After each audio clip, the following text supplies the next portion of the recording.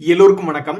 போங்க தம்பி, போய் புள்ள குட்டிகளை படிக்க வைங்க. இந்த ஆகஸ்ட் மாசத்துல ஒன்றும் வருமானத்தை காணவில்லை அப்படின்ற மாதிரி இந்த மாதம் தொடங்கியதுலேருந்து இப்போ கடைசி 5 நாளில் பார்க்கும்பொழுது 149 பாயிண்ட் நிஃப்டி இறங்கி தான் கிடக்கு. இன்னைக்கு கூட 112 பாயிண்ட் என்பது நிஃப்டி இறங்கி தான் கிடக்குது. இந்த ஆகஸ்ட் மாதம் டல்லாக இருந்து பணம் சம்பாதிக்க முடியலை அப்படின்னாலும் ஷேர் மார்க்கெட்டில் மியூச்சுவல் ஃபண்டுகள் வழியாக பணம் வந்து கொட்டுது. ஜூலை மாசத்துல இத்தனை லட்சம் கோடி பணம் உள்ளே வரவா அப்படின்ற மாதிரி பார்த்தோம்னு வச்சிங்களேன். மொத்தமாக 50,000 கோடி என்பது போன ஜூன் மாசத்துல ஓப்பன் எண்டட் ஸ்கீம்ல பணத்தை வெளியெடுத்திருக்காங்க. ஆனா இப்ப நாம போய் பார்த்தோம்னு வச்சிங்களேன், இந்த ஜூலை மாசத்துல 2,36,595 கோடி மியூச்சுவல் ஃபண்டுகள் வழியாக மார்க்கெட்டுக்குள்ள வந்திருக்கு. ஆனா இங்க ஒரு முக்கியமான விஷயம் என்ன அப்படின்னு பாத்தீங்கன்னா, அதுல 1,87,511 கோடி என்பது income or debt oriented schemes எல்லாம் வந்திருக்கு. ஆனா எப்படி பார்த்தாலும் நம்ம தான் பெருசா எல்லாத்துலயும் பணம் அலோகேட் பண்ண மாட்டோம். ஆனா இந்த டெட் ஃபண்ட்ல இன்கம் ஃபண்ட்ல பணத்தை அலோகேட் பண்ணி அதன் மூலியமாக கூப்பான் பேமெண்ட் அல்லது மெச்சூரிட்டி வருது அப்படின்னு வச்சுங்களேன், அதுல இருந்து வரக்கூடிய பணத்தை எடுத்து ஈக்விட்டியில ரீபேலன்ஸ் பண்றதுக்கு வாய்ப்புகள் ரொம்ப அதிகம். அதனால அங்க பணம் பெரிய அளவுல வந்துச்சுன்னா அதுல இருந்து வரக்கூடிய வட்டிகள் எல்லாமே மேபி ஈக்விட்டிக்கு வருமோ அப்படின்ற ஒரு எண்ணம் தான். எது எப்படியோ போன வருஷத்துக்கும் போன மாசத்துக்கும் இந்த மாசத்துக்கும், அதாவது ஜூன் மாசத்துக்கும் ஜூலை மாசத்துக்கும் கம்பேர் பண்ணல பண வரவு என்பது நம்மளுடைய மார்க்கெட்ல அதிகமாக இருக்கு. அதுக்கு ஆர்பிஐ நடவடிக்கை எடுத்ததும் ஒரு காரணம். இந்த சமயத்துல இன்னொரு தகவல் என்ன அப்படின்னு பாத்தீங்கன்னா, ஈக்விட்டி ஸ்கீம்ஸ்க்கு மட்டும் கம்பேர் பண்ணோம்னா சிறிய அளவுல நம்மளுடைய ஜூலை மாசத்துல தொய்வு என்பது ஏற்பட்டு இருக்கு பண வரவுல.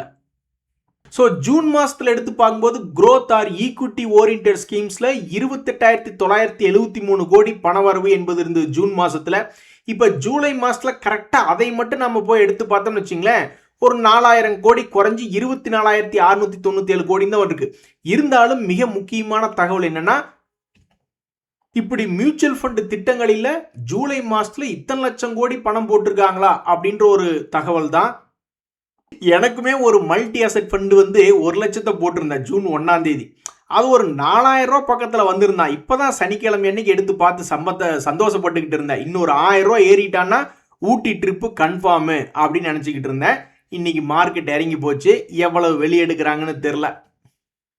இன்னைக்கு இந்த மார்க்கெட்டில் சுப்ரியா லைஃப் சயின்சஸ் அப்படின்ற ஒரு பங்கு ஃபோக்கஸில் இருக்கு. ஏன்னா இன்னைக்கு மொத்த மார்க்கெட்லையும் அதிகமாக இறங்கிய பங்குகளில் இது 7.5% இறங்கி நிஃப்டி டோட்டல் இண்டெக்ஸில் ஒன் ஆஃப் த டாப் லூசராக இருக்கு.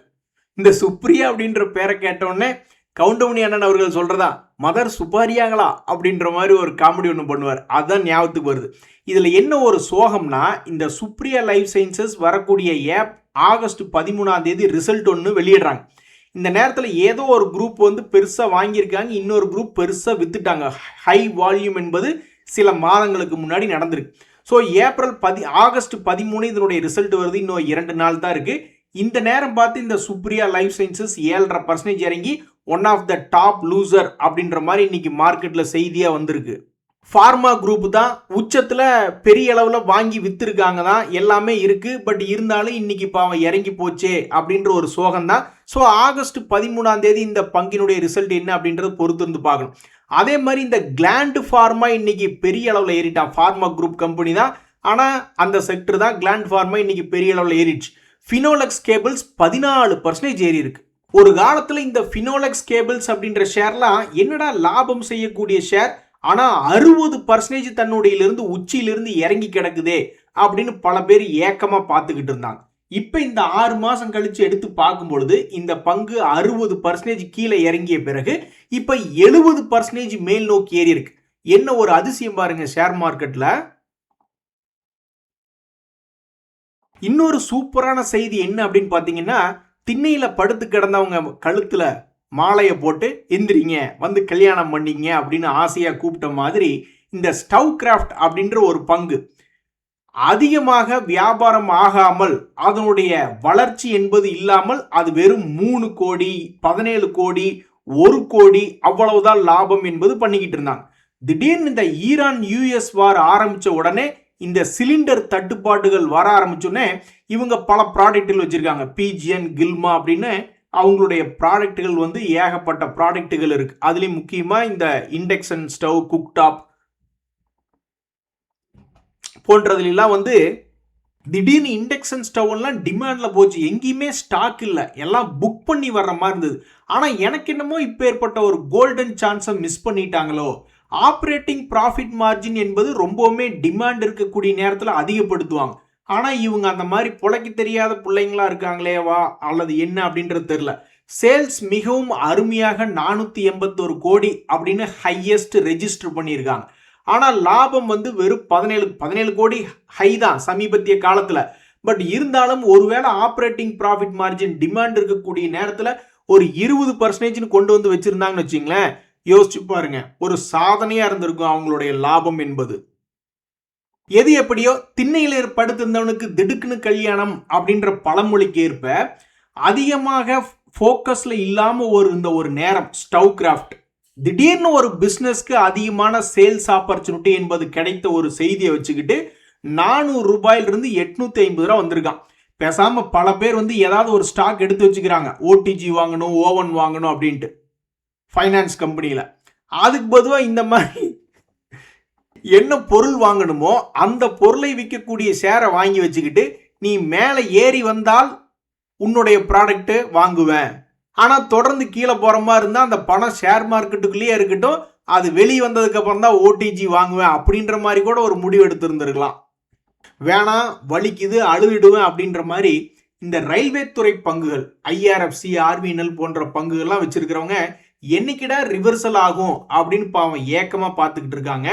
60%, 65% லாபம் செய்யக்கூடிய பங்குகள் தான். ஆனால் தன்னுடைய உச்சியிலிருந்து 60%, 65% இறங்கி இருக்கக்கூடிய பங்குகள் தான் இந்த ரயில்வே துறை சார்ந்த ரயில் விகாஸ் நிகாம் மற்றும் IRFC, Indian railway finance corporation போன்ற பங்குகள்.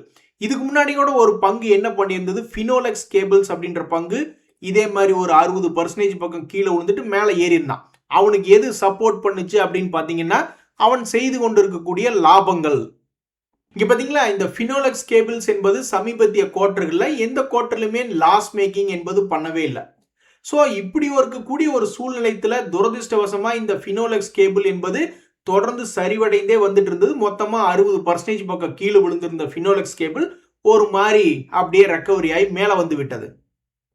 அதே மாதிரி தான் இந்த ஆர்விஎன்எல் அப்படின்ற ஷேர் எடுத்து பார்த்தாலும் சரி, இந்தியன் ரயில்வே ஃபைனான்ஸ் கார்பரேஷன் என்ற பங்குகளை எடுத்து பார்த்தாலும் சரி, இதெல்லாம் ஒரு குவார்ட்டருக்கு 1927 கோடிங்க நண்பர்களே. ஒரு வருஷத்துக்குன்னு பார்க்கும்பொழுது 7000 கோடி லாபம் பண்ணிக்கிட்டு இருக்கு இந்த ஐஆர்எஃப்சி. ஒரு காலத்தில் வெறும் 750 கோடி தான் ஒரு வருஷத்துக்கு லாபம் பண்ணிக்கிட்டு இருந்தவங்க பக்கத்தில் ஒரு சைபரை போட்டு இப்போ 7191 கோடிக்கு லாபம் பண்ணிக்கிட்டு இருக்காங்க. இருந்தாலும் பாவம் இந்த பங்கு 60% தன்னுடைய உச்சியிலிருந்து இறங்கி கீழே ட்ரேட் ஆகி கொண்டிருக்கிறது. அதே மாதிரி இந்த ரயில் விகாஸ் ஆர்விஎன்எல் அப்படின்ற பங்கு ஒரு வருஷத்துக்கு 800 கோடிக்கு மேல லாபம் என்பது பண்ணிக்கிட்டு இருக்காங்க. அந்த பங்குமே ஒரு 1 இயர் லோ பிரைஸ் அப்படின்ற மாதிரி அவனும் ஒரு 60% கீழே இறங்கி சரிவடைஞ்சு ட்ரேட் ஆகிட்டு இருக்கு. இவங்களுக்கெல்லாம் என்னைக்கு ஒரு நல்ல காலம் பிறக்குது அப்படின்றது தெரியல. ஆனா ஒரே நேரத்துல எல்லா பங்குகளும் திரும்பி மேல வந்துருச்சுன்னு வச்சுங்களேன், நம்மளுக்கும் போர் அடிக்கும். ஏன்னா கீழே கிடக்கக்கூடிய பங்குகள் அப்படின்ற செய்தி வாசிக்கிறதுக்கு ஒண்ணுமே இருக்காது. அதனால ஒவ்வொருத்தனும் ரொட்டேஷன் பேசிஸ்ல கீழே இருந்து ஒருத்தன் மேல போறதும் மேல இருந்து ஒருத்தன் கீழே வர்றதும் இப்படியே ஆடிக்கிட்டு இருந்தாதான் நம்மளுக்கும் நியூஸ் என்பது கிடைக்கும். இந்த ஆர்விஎன்எல், ஐஆர்எஃப்சி போன்ற பங்குகள் அளவுக்கு பெருசா கிராஷ் ஆகி கீழே உழுகலை அப்படின்னாலும் இந்த கனரா பேங்க் போன்ற பங்குகளும் தற்போதைய உச்சத்திலிருந்து லேசாக கீழே இறங்கி இருக்கிறது. இப்படி இறங்கி இருக்கக்கூடிய இந்த bank of India, Canara bank போன்ற பங்குகள் அதுவும் திரும்பி வராது. அதாவது கீழே அடியாப்புல இருக்கக்கூடிய பங்குகளும் திரும்பி வராதான்னு ஏக்கமா பார்த்துட்டு இருக்காங்க. மேல இருந்து சமீபத்தில் கீழே இறங்கிய பங்குகளும் ஏதாவது திரும்பாதா, ரிவர்சல் போடாதா அப்படின்னு பல பேர் பார்த்துக்கிட்டு இருக்காங்க. எந்த பங்குகள் முதல்ல திரும்பி வருது என்பது பொறுத்து இருந்துதான் பார்க்கணும். எங்கேயா பெரிய ஆளுக்கு ஒருத்தரும் பிளாஸ்ட் ஆக மாட்டேங்கிறாங்க அப்படின்ற மாதிரி, அதாவது ஸ்டாக் மார்க்கெட்ல பிரைஸ் கான்ட்ராக்ஷன் அப்படின்றது ஒன்று இருக்கு. அதாவது ஒரு குறிப்பிட்ட ட்ரேடிங் ரேஞ்ச் குறுகிட்டே வந்து ஏதாவது ஒரு சைடு வெடிச்சு செதறணும் அப்படின்ட்டு. ஸோ சமீபத்தில் வந்து பிஎல் அப்படின்ற பாரத் எலக்ட்ரானிக்ஸ் என்பது பார்த்தோம்னா இன்னைக்கு நெகட்டிவ் மார்க்கெட்லேயே அது பெருசாக கீழே உழுகல. ஆக மொத்தம் கடைசி 3 நாட்களாக மிக குறுகிய அளவில் ட்ரேட் ஆகிட்டு இருக்கு. அதே மாதிரி இந்த முத்தூட் ஃபைனான்ஸ் அப்படின்ற பங்குமே கடந்த 7 நாட்களாக அதுவும் மிக குறுகிய லெவலுக்குள்ளேயே ட்ரேட் ஆயிட்டு இருக்கு. அப்ப இது போன்ற பங்குகள்லாம் ஏதாவது ஒரு சைடு வெடிச்சு செதறுமா? பிரைஸ் கான்ட்ராக்ஷன் என்பது ஆயிருக்கே. அதாவது கீழே விழுந்துகிட்டு இருக்கக்கூடிய ஷேர்களா இருந்தாலும் சரி, மேலேயே ஏறிக்கிட்டு இருக்கக்கூடிய ஷேர்களா இருந்தாலும் சரி, அப்பப்ப நம்மளுக்கு ஏதாவது ஒரு சைடு ரிவர்சிங் ஆகிட்டே இருக்கணும். அப்பதான் நம்ம வந்து பெரும்பாலும் சம்பாதிக்க முடியும். சும்மா விழுந்தா கீழே விழுகிறது, ஏறினாலும் தொடர்ந்து ஏறிட்டே போறது அப்படின்னா நம்மளால எதுவும் பணமே சம்பாதிக்க முடியாது.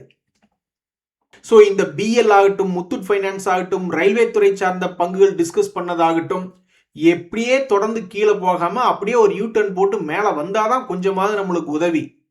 நான் ரொம்ப பிஸியான ஆளு, எப்ப எந்த நேரத்துல மேல இருப்பனா அல்லது கீழே இருப்பனாவே தெரியாது அப்படின்ற மாதிரி ரொம்ப வாலட்டிலிட்டியான பங்குகள் அப்படின்றதுல பாத்தீங்கன்னா இந்த ஜிஆர்எம் ஓவர்சீஸ் அப்படின்ற ஒரு ஷேர்.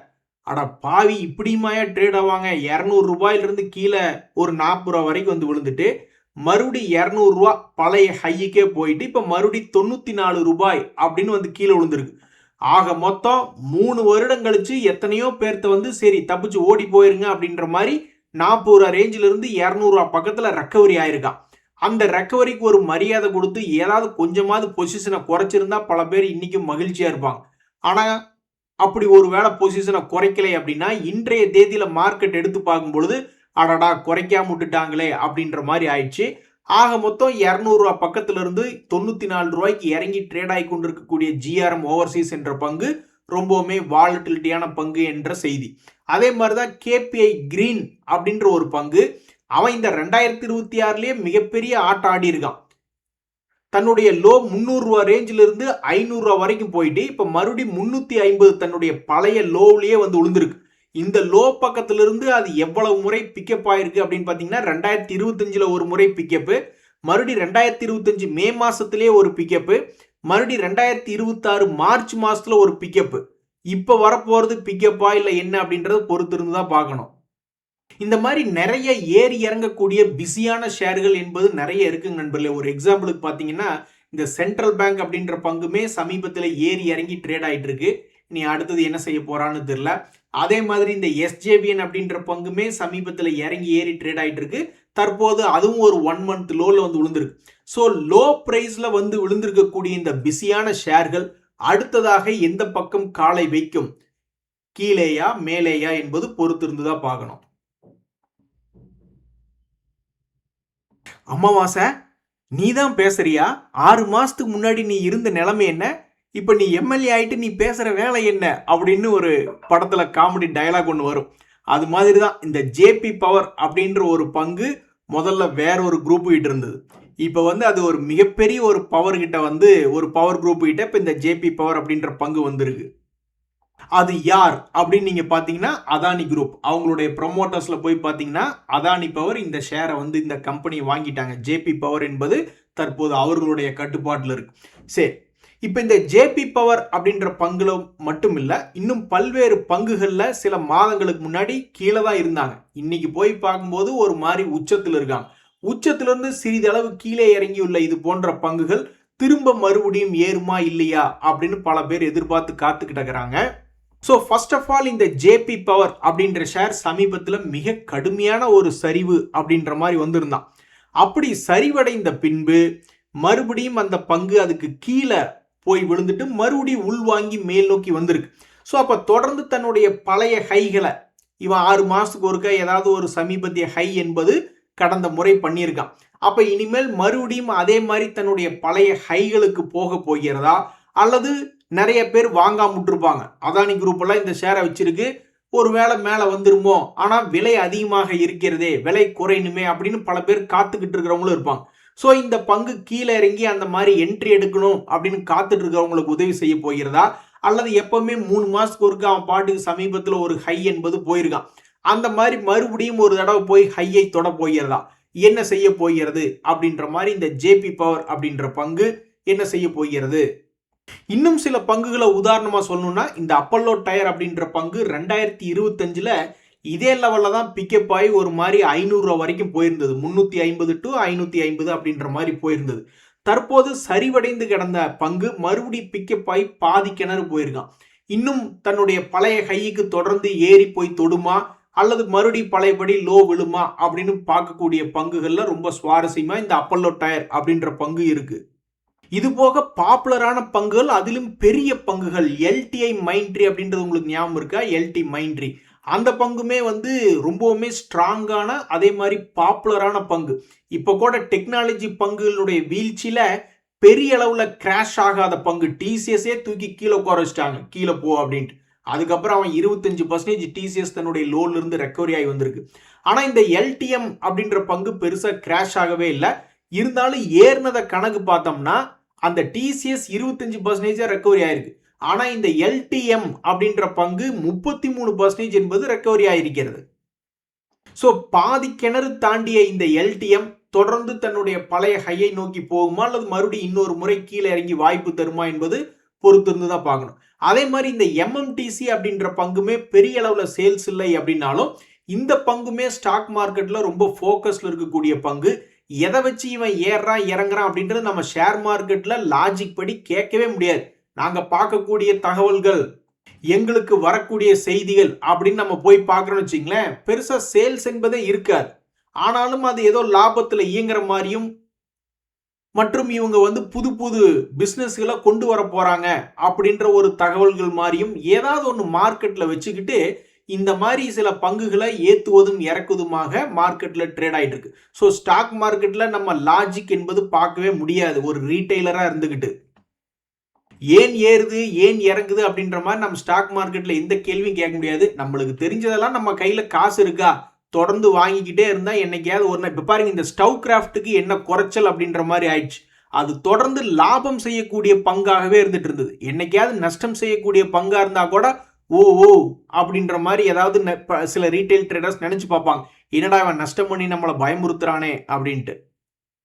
இந்த ஃபினோலெக்ஸ் கேபிள்ஸுமே அப்படிதான். அவன் எந்த ஒரு பாயிண்ட்லையுமே லாஸ் மேக்கிங்கா போய் பயமுறுத்தவே இல்லை. இந்த ஸ்டவ் கிராஃப்ட்டுமே அவன் எந்த ஒரு சமயத்திலையும் லாஸ் வெறும் ஒரே 1 கோடி லாபம்லாம் ஒரு கட்டத்தில் அவன் ரிசல்ட் கொடுத்துருந்தான். இருந்தாலும் அது நெகட்டிவ்க்கு போகல, லாஸ் மேக்கிங்கா போகல. ஸோ நம்மளுக்கு வந்து ஸ்டாக் மார்க்கெட்ல ஒரு லாபம் செய்யக்கூடிய பங்கு அப்படின்ற மாதிரி தேர்ந்தெடுக்கிறதா ஒரு பேசிக் கிரிட்டீரியா அப்படின்றதாக ஸ்டாக் மார்க்கெட் இருக்கு. இன்றைய தகவல் அனைத்து உங்களுக்கு உதவியாக எனக்கு மகிழ்ச்சி. ரொம்ப நன்றி, வணக்கம்.